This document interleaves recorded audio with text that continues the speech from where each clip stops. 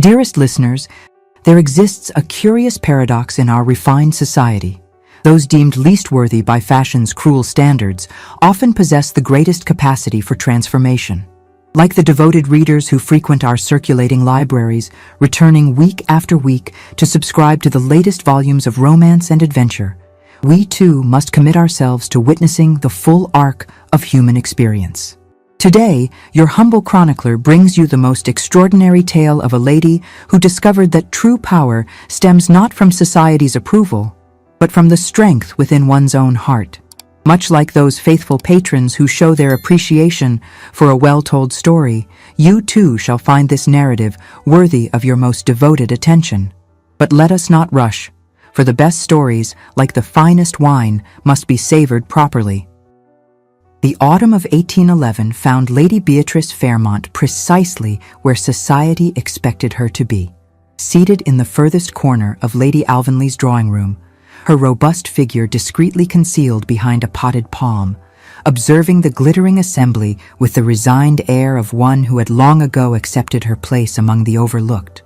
At 17, she had been considered fortunate indeed to secure the hand of Lord Hubert Fairmont, a gentleman of 40 years, whose respectable fortune and unimpeachable reputation had rendered him quite the catch for a young lady whose physical attributes fell so decidedly short of the ton's exacting standards. Beatrice possessed what her mother had charitably termed a wholesome appearance, which was to say, she was possessed of a sturdy frame that no amount of tight lacing could render fashionably willowy, unruly golden curls that defied all attempts at the elegant coiffures à la mode, and a complexion that, whilst healthy, lacked the porcelain delicacy so prized among the quality.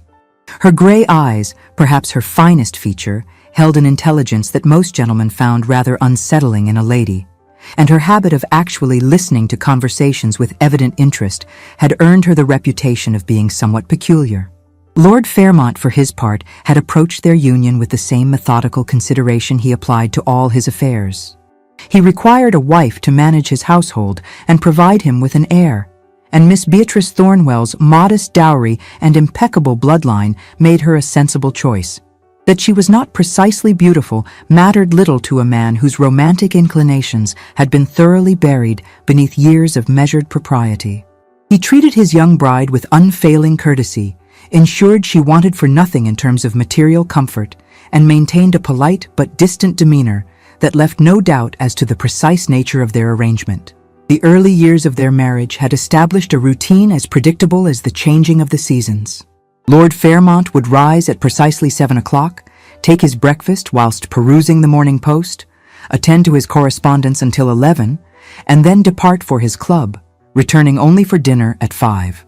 Beatrice, meanwhile, had learned to occupy herself with the endless rounds of morning calls, charitable committees, and social obligations that comprised a lady's existence, though she performed these duties with the mechanical precision of one going through the motions rather than any heartfelt enthusiasm.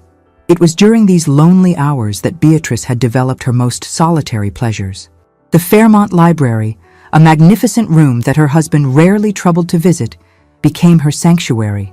Here, surrounded by leather-bound volumes and the comforting scent of old paper, she could lose herself in worlds far removed from the constraints of Mayfair society. While the ladies of her acquaintance whispered over the latest sermon or improving tract, Beatrice, in her private sanctuary, galloped alongside heroes through fields of battle and unraveled mysteries in Gothic castles, a literary appetite that, if discovered, would have condemned her as irredeemably eccentric in the eyes of proper society. Her other refuge was the kitchen, where the cook, Mrs. Hartwell, had grown fond of the lonely young mistress who took such genuine interest in the preparation of meals. Beatrice had developed an extensive knowledge of culinary arts, often sampling the various creations with an enthusiasm that had gradually expanded her already generous proportions. Food, she had discovered, provided a comfort that human society seemed disinclined to offer, and she had embraced this solace with the desperation of one seeking any port in a storm.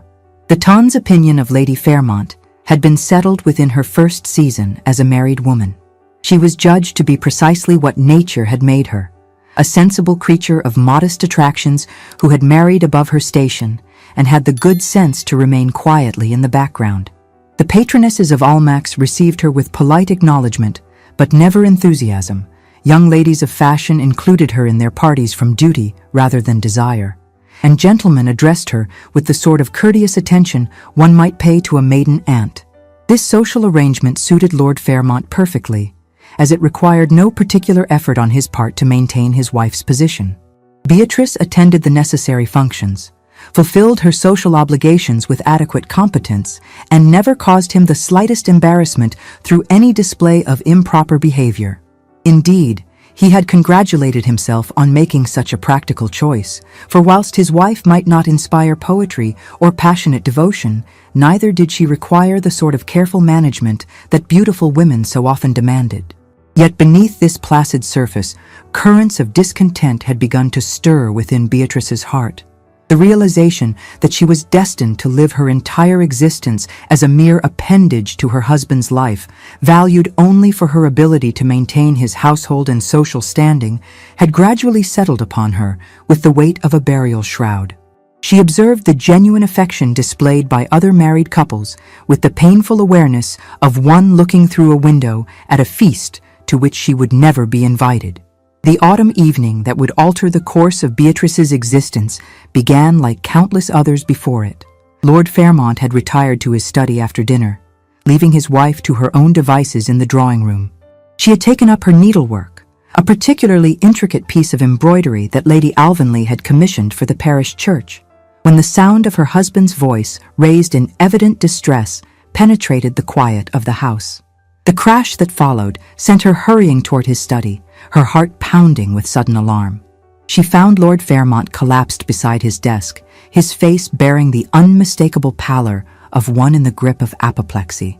The physician, summoned with all haste, could do nothing but confirm what Beatrice had already understood in that terrible moment of discovery.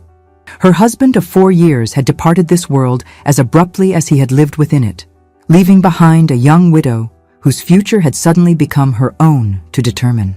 The funeral of Lord Hubert Fairmont was conducted with all the solemnity befitting a gentleman of his standing, and Beatrice played her part with the composure expected of a grieving widow.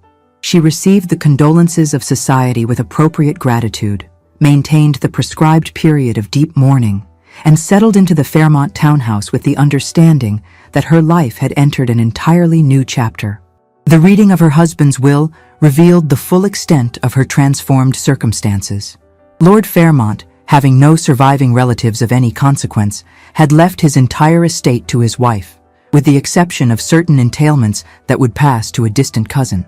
Beatrice found herself in possession of a considerable annual income, the London townhouse, and complete legal independence, a combination that rendered her one of the most enviable widows in all of Mayfair. Yet the Tun's initial assumption that the young Lady Fairmont would quickly seek another husband proved entirely mistaken. As the months of mourning passed, Beatrice began to experience a sensation she had never known in all her years of existence: the intoxicating freedom to make choices based purely upon her own inclinations. For the first time in her life, she was answerable to no one, constrained by nothing save her own conscience and the general expectations of propriety. The transformation began subtly, with small changes that might have escaped notice, had not the servants begun to remark upon their mistress's altered demeanor. Where once she had moved through the house with the apologetic air of one who feared to impose upon anyone's attention, she now carried herself with a quiet dignity that commanded respect. Her voice, previously soft to the point of timidity, gained strength and authority when addressing household matters. More significantly, Beatrice began to educate herself with a thoroughness that would have astonished her former acquaintances. She engaged a series of masters to instruct her in subjects deemed unnecessary for ladies of quality: the principles of estate management, the intricacies of investment and finance, and the subtle arts of social influence that governed the highest circles of society. Her natural intelligence, so long suppressed beneath the weight of others' expectations, began to flourish under this careful cultivation. The library, once her refuge, became her command center. She corresponded with men of business, studied the management of her investments with the dedication of a scholar, and gradually assembled around herself a circle of advisors who had learned to respect her keen understanding of financial matters. The timid girl who had once hidden behind potted palms at social gatherings was evolving into a woman of substance and influence. This transformation extended to her physical presence as well. Whilst Beatrice would never conform to the ethereal ideal of feminine beauty so prized by the ton, she began to carry herself with a confidence that rendered such considerations irrelevant. Her posture straightened, her movements became more purposeful, and her gray eyes took on a gleam of intelligence and determination that commanded attention wherever she appeared. The first indication that Lady Fairmont had undergone a fundamental change came during the winter season of 1816, when she began to hold small gatherings in her drawing room.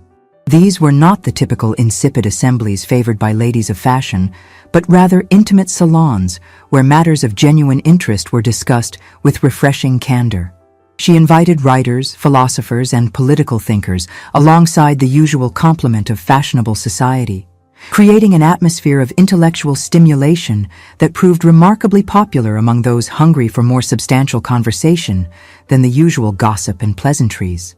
Her reputation as a hostess of discernment grew with remarkable swiftness. Gentlemen who had previously paid her no more attention than courtesy demanded began to seek invitations to her gatherings, drawn by the promise of stimulating discourse and the opportunity to engage with a woman whose opinions had begun to carry genuine weight in certain circles. Ladies of quality, initially suspicious of such unconventional entertainment, found themselves reluctantly impressed by the elevated tone of conversation and the obvious intelligence of their hostess. It was at one of these gatherings, during the early spring of 1817, that Beatrice first encountered Major Percival Blackwood, late of His Majesty's Navy and recently returned from service in the Mediterranean. The Major cut an impressive figure, tall and bronzed by foreign suns, with the easy bearing of one accustomed to command and the weathered hands of a man who had known genuine hardship. His introduction to Lady Fairmont's salon came through his friend Mr. Reginald Thornbury, a barrister who had become one of her most regular attendees. Major Blackwood's initial interest in the widow Fairmont was, if truth be told, motivated primarily by practical considerations. His years of naval service had left him with a modest competence, but nothing approaching the fortune necessary to maintain the sort of establishment appropriate to his birth and expectations. A wealthy widow of good reputation and pleasing disposition might provide the solution to his financial difficulties whilst offering the companionship he had begun to crave after years of solitary command. His first impression of Lady Fairmont did nothing to discourage these pragmatic hopes. She received him with gracious courtesy, engaged him in conversation about his naval experiences with evident intelligence, and displayed none of the vapid affectations that characterized so many ladies of her station. That she was not precisely a beauty mattered little to a man whose romantic ideals had been thoroughly tempered by years of practical experience. What Major Blackwood had not anticipated was the gradual awakening of genuine admiration for the woman behind the fortune. As he became a regular attendee at her salons, he began to observe the subtle ways in which Lady Fairmont exercised influence over her guests, the careful attention she paid to creating an atmosphere where each person felt valued and heard, and the remarkable breadth of knowledge she had acquired through her dedicated self-education. One evening in particular remained etched in his memory, when he heard her calmly dismantle a parliamentarian's argument regarding the Corn Laws with such precise and informed logic that he found himself utterly captivated. It was at that moment that his sensible solution to his financial difficulties began to transform, dangerously, into fascination with a truly remarkable woman. The spring season of 1817 brought with it a series of encounters between Lady Fairmont and Major Blackwood that might have appeared accidental to the casual observer, but were, in fact, the result of careful orchestration on both sides. Their mutual friend, Mr. Thornbury, proved instrumental in arranging these meetings, having perceived the potential for an attachment that might benefit both parties considerably. Beatrice found herself anticipating these encounters with an emotion she had never previously experienced. The Major's presence brought a vitality to her carefully ordered existence that she had not realized was lacking. His tales of foreign ports and naval adventures opened windows into a world of excitement and danger that existed far beyond the comfortable confines of Mayfair society. More significantly, he listened to her own observations and opinions with an attention that suggested he valued her intelligence rather than merely tolerating it. Yet she remained cautious about revealing the full extent of her transformation. Years of being dismissed and overlooked had taught her to present herself with prudent restraint, revealing only those aspects of her personality that would not cause alarm or discomfort in her companions. With Major Blackwood, she found herself engaged in a delicate dance of gradual revelation, testing the waters of his acceptance before venturing into deeper currents. As she prepared for a morning ride with the Major one crisp April day, Beatrice caught sight of her reflection in the dressing room mirror. For a fleeting instant, the old voice whispered its familiar doubts. What could a man of such distinction possibly see in a figure so substantial? She pushed the thought aside with practiced determination, but the shadow lingered, a reminder that her newfound confidence had not entirely banished the vulnerabilities that still dwelt within her heart. The Major, for his part, struggled with his own complicated motivations. What had begun as a practical consideration of Lady Fairmont's financial advantages had evolved into something far more complex and potentially dangerous to his emotional equilibrium. He found himself deriving unexpected pleasure from their conversations, looking forward to their meetings with an anticipation that had nothing to do with monetary considerations, and beginning to entertain thoughts of a future that encompassed more than mere financial security. Their courtship, if such it could be called, unfolded within the rigid parameters of proper society. Morning calls were exchanged with scrupulous attention to protocol. Chaperoned walks in Hyde Park were undertaken at the fashionable hour when all of society might observe their growing attachment, and carefully orchestrated meetings at social gatherings allowed for the gradual deepening of their acquaintance under the watchful eyes of the ton. Lady Alvanley, whose drawing room had first witnessed Beatrice's transformation from overlooked wife to woman of substance, took particular interest in this developing attachment. As one of society's most influential arbiters of propriety, her approval could smooth the path for any couple seeking to establish themselves within the highest circles. She observed the careful courtship between Lady Fairmont and Major Blackwood with the keen eye of one experienced in the subtle negotiations of matrimonial politics.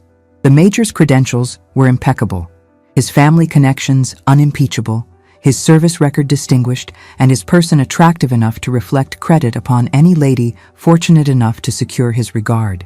Lady Fairmont's wealth and growing influence made her an equally desirable match, particularly for a gentleman whose own fortune was somewhat modest. From Lady Alvanley's perspective, the alliance represented exactly the sort of sensible arrangement that strengthened the foundations of proper society. Yet beneath the surface of this conventional courtship, deeper currents of attraction and mutual respect were beginning to flow.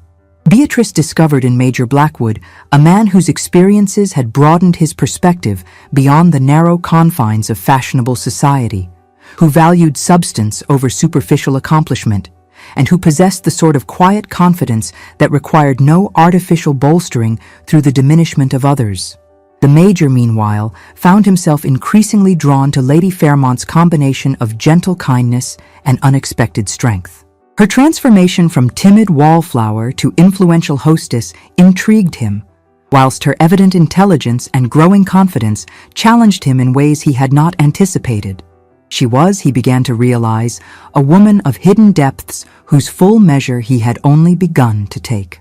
Their growing attachment did not escape the notice of society's gossips, who found the pairing of the wealthy widow and the distinguished naval officer to be eminently suitable material for speculation. The general consensus held that Major Blackwood had made a most advantageous choice, whilst Lady Fairmont was to be congratulated on securing the regard of such a presentable gentleman. That authentic affection might be developing between them was considered a fortunate bonus rather than a necessary component of their arrangement. The first real test of their developing relationship came during a gathering at Lady Ashworth's residence, where a gentleman of dubious reputation made the mistake of speaking disparagingly about Lady Fairmont's previous marriage within her hearing. The comment, delivered with the casual cruelty of one accustomed to saying whatever pleased him without regard for others' feelings, suggested that her late husband had been fortunate to find any lady willing to accept his addresses, given her obvious lack of conventional attractions. Major Blackwood's reaction was swift and decisive. Without raising his voice or creating any unseemly disturbance, he managed to convey to the offending gentleman that such remarks were not only ill-bred but would not be tolerated in his presence. The subtle but unmistakable threat behind his words ensured that no further comments of a similar nature would be forthcoming, whilst his public defense of Lady Fairmont's reputation established his commitment to her honor in the eyes of all present. Beatrice observed this intervention with a mixture of gratitude and something approaching wonder. Never before had anyone deemed her worthy of such protection, and the realization that Major Blackwood considered her reputation to be under his care awakened feelings she had not known herself capable of experiencing. The warmth that spread through her chest as she witnessed his quiet championship of her character was unlike anything she had ever felt, and she began to understand that her previous existence had been merely a pale shadow of what life might offer to those fortunate enough to find genuine companionship. The summer of 1817 brought an invitation that would prove pivotal to the developing relationship between Lady Fairmont and Major Blackwood. Lady Catherine Worthington, a distant cousin of Beatrice's late husband, extended an invitation for an extended visit to her estate in Derbyshire, suggesting that the change of scene might prove beneficial to a lady still recovering from the trials of widowhood. The invitation included the offer to bring such guests as might provide pleasant companionship, a delicate hint that Major Blackwood would be welcomed as part of the party. Thornfield Manor, the Worthington family seat, provided the perfect setting for the sort of intimate gatherings that would allow genuine acquaintance to deepen into something more substantial. The house itself was a magnificent example of Elizabethan architecture, with extensive gardens that invited leisurely exploration and drawing rooms that encouraged the sort of comfortable conversation impossible amidst the formal constraints of London society. The party assembled at Thornfield represented a carefully chosen selection of individuals whose presence would ensure both propriety and entertainment. Besides Lady Fairmont and Major Blackwood, the guests included Mr. and Mrs. Thornbury, whose long-standing marriage provided an example of genuine affection successfully maintained within the bounds of respectable society; Miss Helena Worthington, Lady Catherine's spirited daughter whose intelligence and wit enlivened any gathering, and several other individuals chosen for their ability to contribute to stimulating discourse without overwhelming the more intimate purposes of the assembly. It was during their second evening at Thornfield that Beatrice and Major Blackwood found themselves alone in the library, drawn there by mutual interest in examining Lady Catherine's impressive collection of books acquired during her late husband's diplomatic service abroad. The room itself provided an atmosphere conducive to confidential conversation, with its comfortable chairs arranged around a cheerful fire and its walls lined with volumes that spoke of wide-ranging intellectual curiosity. Their conversation began with the usual pleasantries about the comfort of their accommodations and the beauty of the Derbyshire countryside, but gradually evolved into something far more personal and revealing. Major Blackwood spoke with unexpected openness about the loneliness of command, the weight of responsibility for others' lives that had marked his naval service, and the difficulty of finding his place in civilian society after years of clear purpose and defined duty.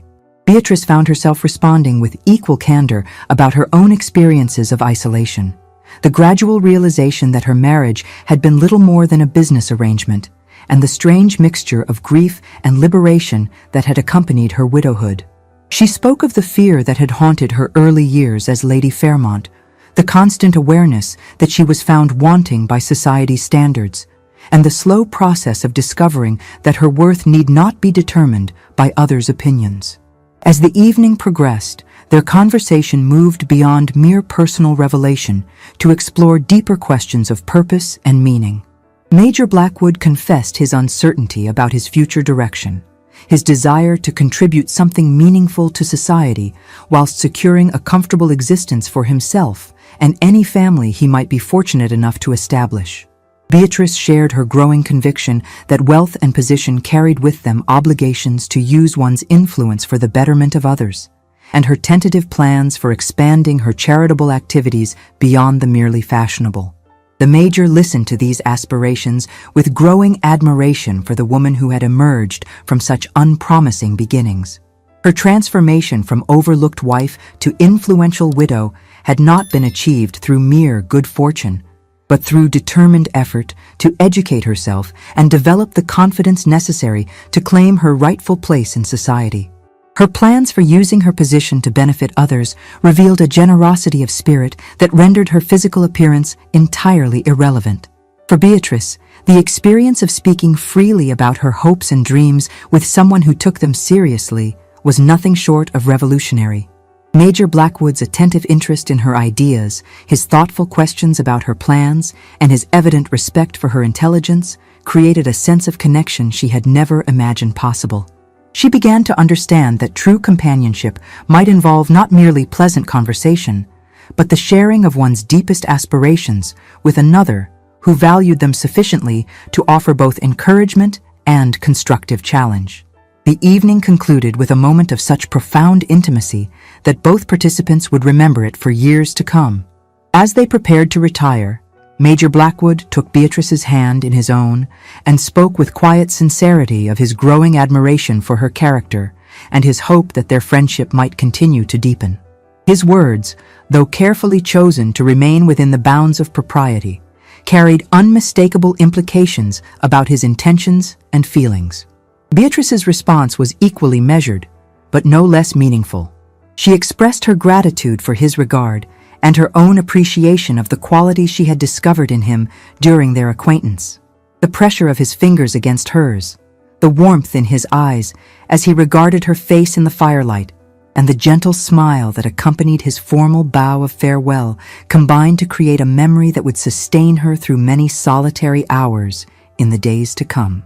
The return to London in late summer brought with it an unexpected complication that threatened to destroy the understanding that had developed between Lady Fairmont and Major Blackwood during their sojourn in Derbyshire.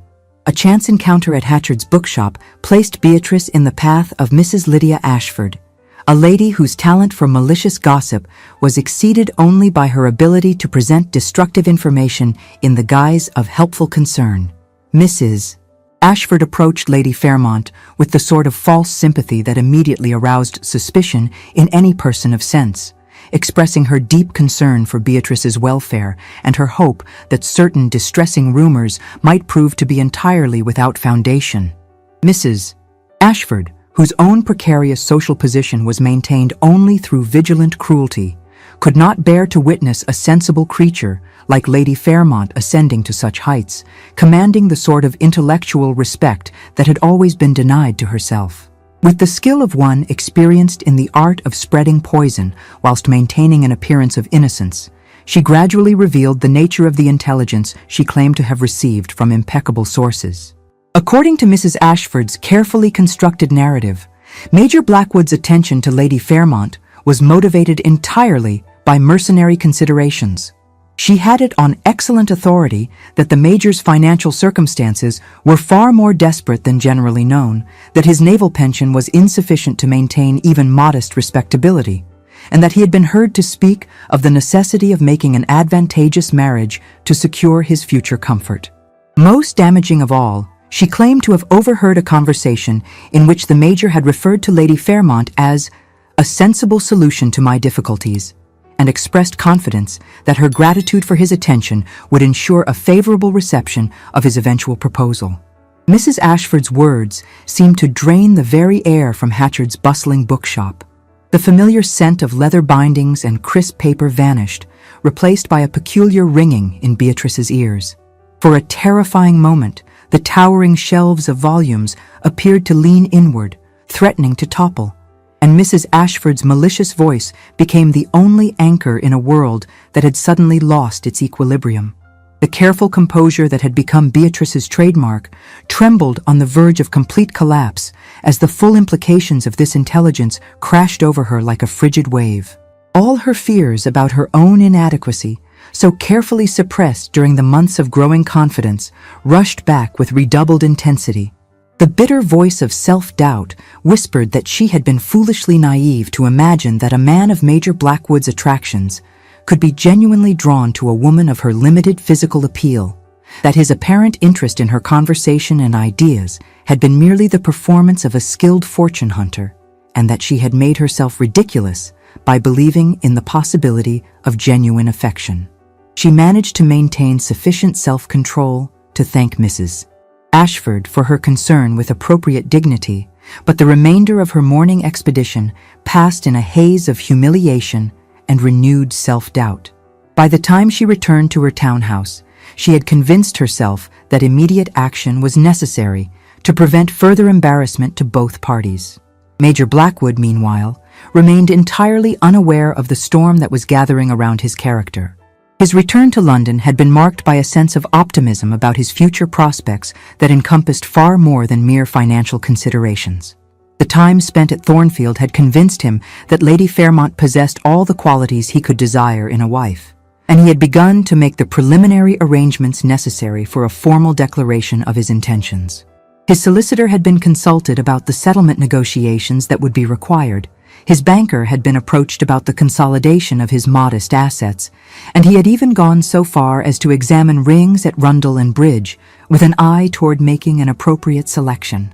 The first indication that something had gone amiss came when his morning call at Lady Fairmont's residence was met with the intelligence that her ladyship was not at home to visitors. This departure from their established routine caused some concern, but Major Blackwood attributed it to temporary indisposition or pressing engagement elsewhere. When a second attempt met with the same response, however, and his prudently worded note requesting an audience was returned with a formal acknowledgement that revealed nothing of Lady Fairmont's intentions, he began to suspect that some fundamental change had occurred in their relationship. His attempts to discover the cause of this sudden alteration met with frustrating lack of success. Lady Fairmont continued to appear at the necessary social functions, but she maintained a careful distance from Major Blackwood that made private conversation impossible. When circumstances forced them into proximity, she treated him with the sort of cool politeness one might extend to a casual acquaintance, giving no indication that they had ever shared moments of genuine intimacy or mutual understanding. The Major's confusion and growing distress were compounded by his inability to identify any action on his part that might have caused such a dramatic change in Lady Fairmont's disposition toward him. Their parting at Thornfield had been marked by warmth and mutual affection.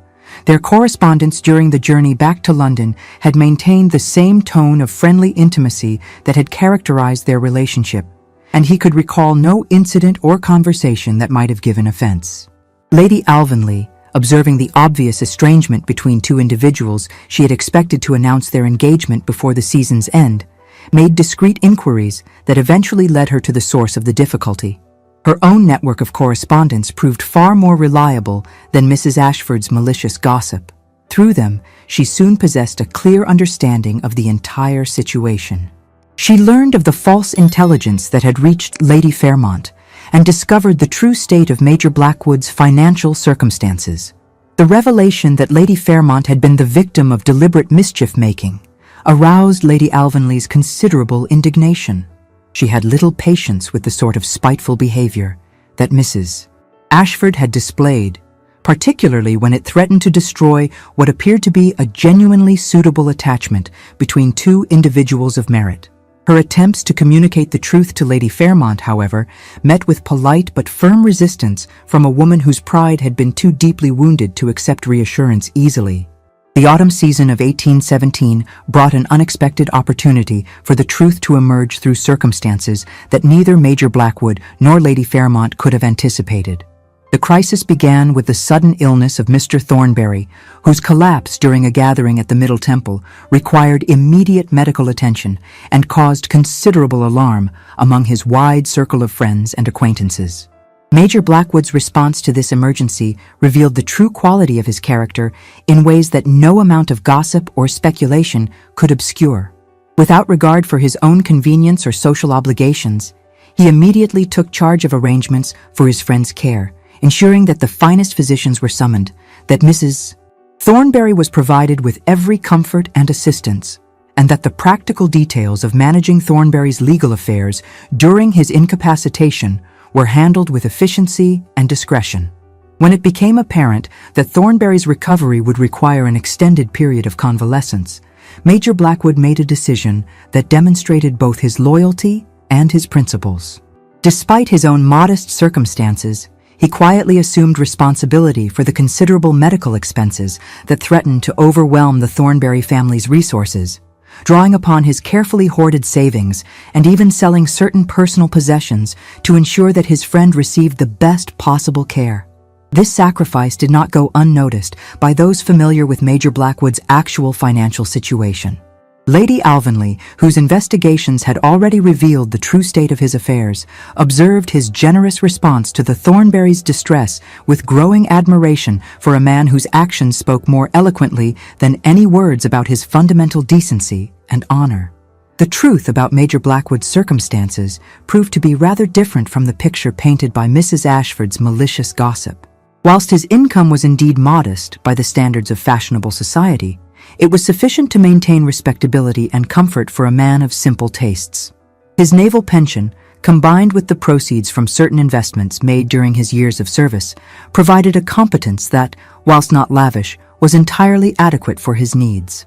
More significantly, his reputation among his fellow officers and the gentlemen of his acquaintance was unimpeachable, marked by consistent evidence of integrity, generosity, and honor.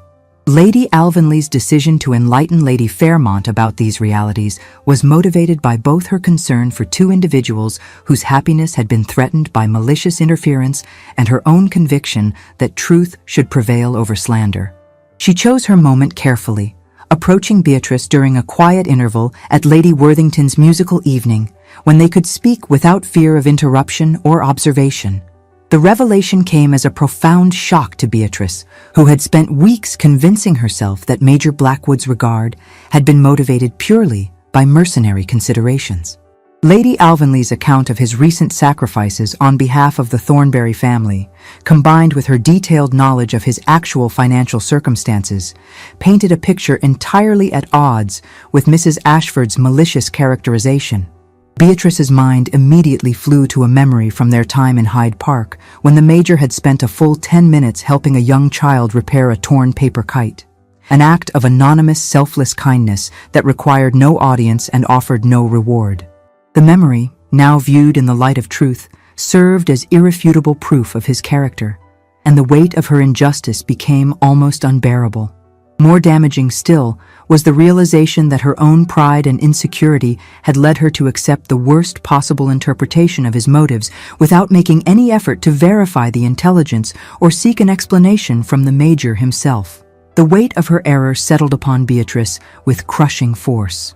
She had allowed her deepest fears about her own worthiness to override both logic and justice, condemning a man of genuine merit based upon the word of a woman whose spiteful nature was well known throughout society.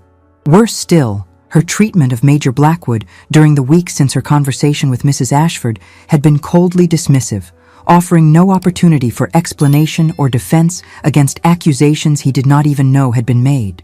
The recognition of her injustice was accompanied by a painful awareness of what her mistrust had cost both of them.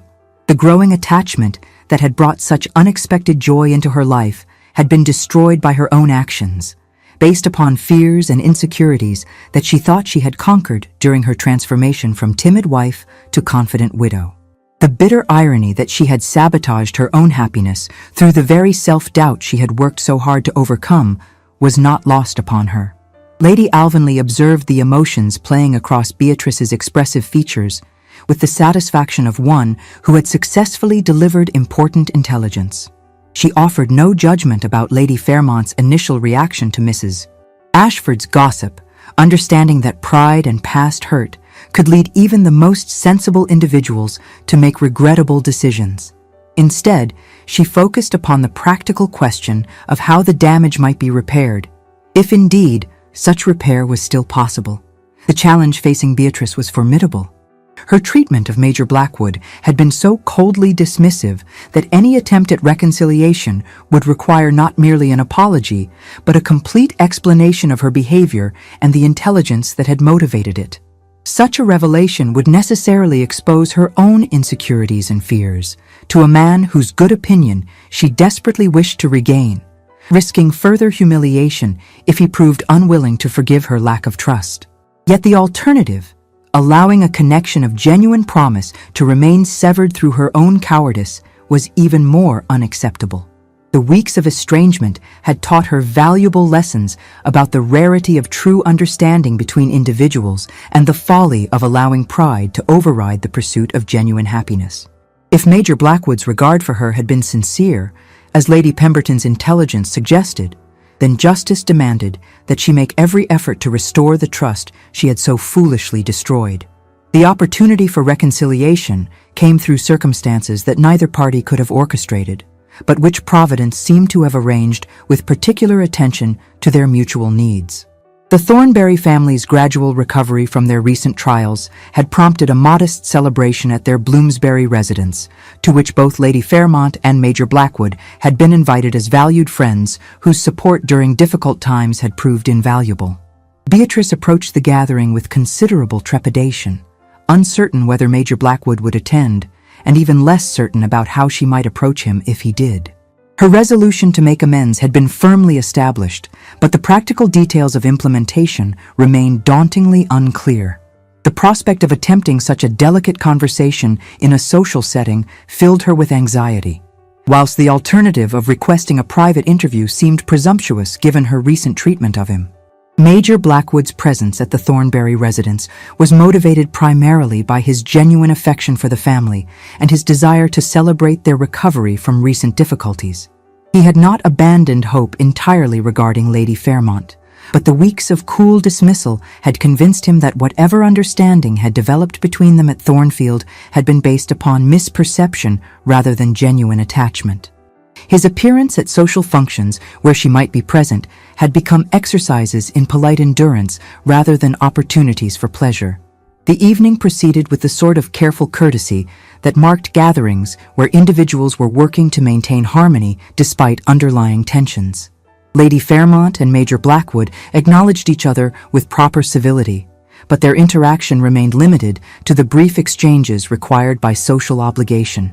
It was only when Mrs.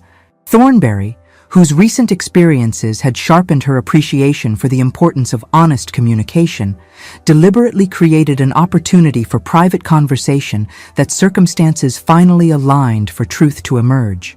The library of the Thornbury residence, though far smaller than the magnificent room at Thornfield where their understanding had first deepened, provided the necessary privacy for the conversation that would determine their future relationship. Beatrice found herself alone with Major Blackwood for the first time since their return to London, faced with the necessity of either speaking truthfully about her recent behavior or allowing their estrangement to continue indefinitely. The words came haltingly at first, as Beatrice struggled to find language adequate to express both her regret and her explanation without further damaging her dignity or his regard. She spoke of the intelligence she had received regarding his motives, her own fears about her worthiness of genuine affection, and the painful recognition that she had allowed past wounds to override present reality. Her voice grew steadier as she continued, finding strength in the relief of finally speaking honestly about emotions and fears that had tormented her for weeks. Major Blackwood listened to this revelation with a mixture of understanding and indignation, understanding for the doubts that had motivated her actions, and indignation toward those who had deliberately fostered such destructive misconceptions.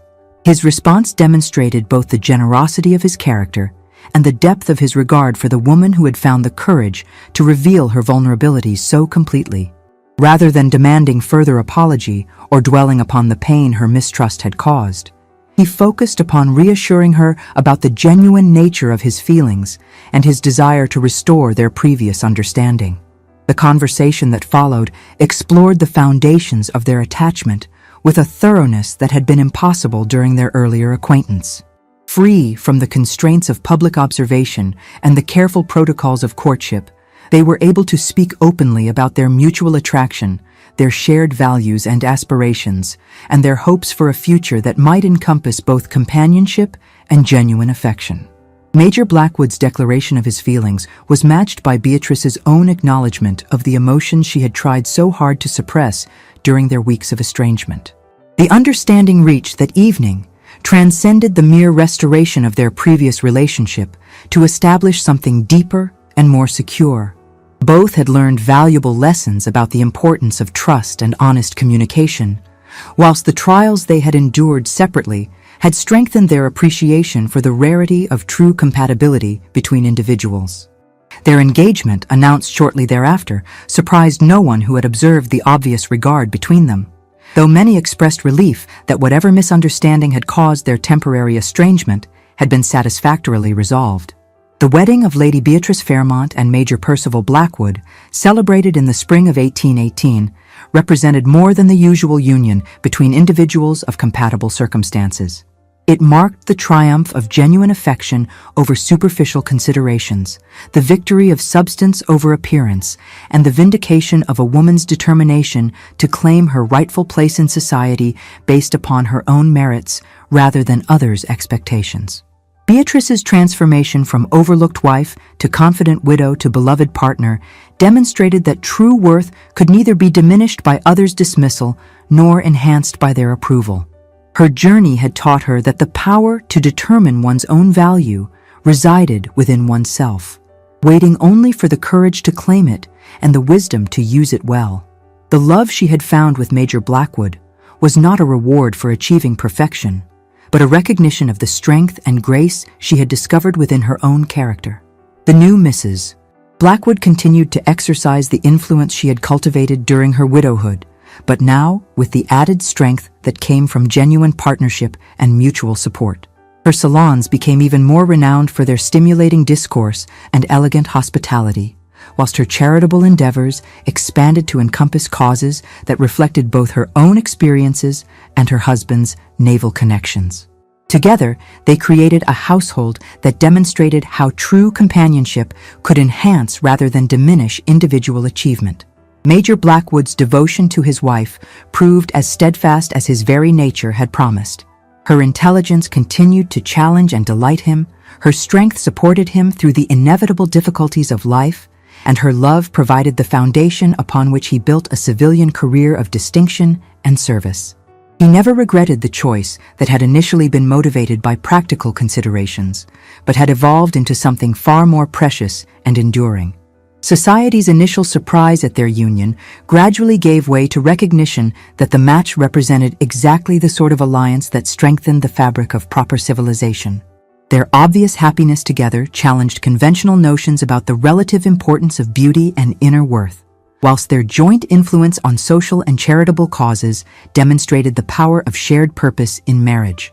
And so, another tale of hearts united reaches its blessed conclusion. Love, it seems, finds a way even through the strictest conventions of proper society, transforming the dismissed into the triumphant and proving that true worth lies not in others' opinions, but in the courage to claim one's own destiny. In the end, Lady Fairmont's greatest victory was not in winning a husband's love, but in discovering that she had always possessed the power to determine her own value, a lesson that would serve her well through all the years of happiness that followed.